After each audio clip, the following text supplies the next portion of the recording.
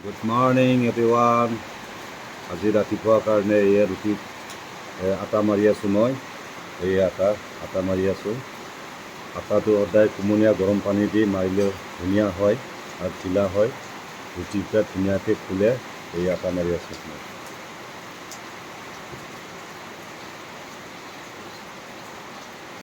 এই কটাৰীটো পিচ কৰি পেলাই এতিয়া মই সৰু সৰুকৈ লাডু বনাই আছোঁ। এতিয়া মই ধুনীয়াকৈ সৰু সৰু লাডু বনাই আছোঁ। ধুনীয়াকৈ লাডুটো বনাই ল'ম।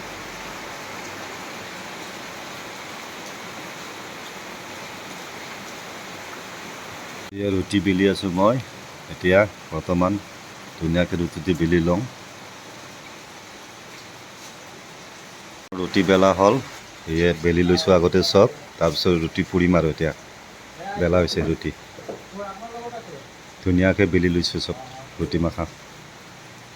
পুৰি বনাবৰ কাৰণে ৰিফাইন তেল গৰম কৰি আছোঁ। গৰম হৈছে প্ৰায় মোৰ। এয়ে বৰ্তমান মই ৰুটি পুৰি আছোঁ বৰ্তমান। সেই পুৰা হ'ব প্ৰায় মোৰ, আৰু অলপ বাকী আছে। সেয়ে পুৰিছোঁ ৰুটি।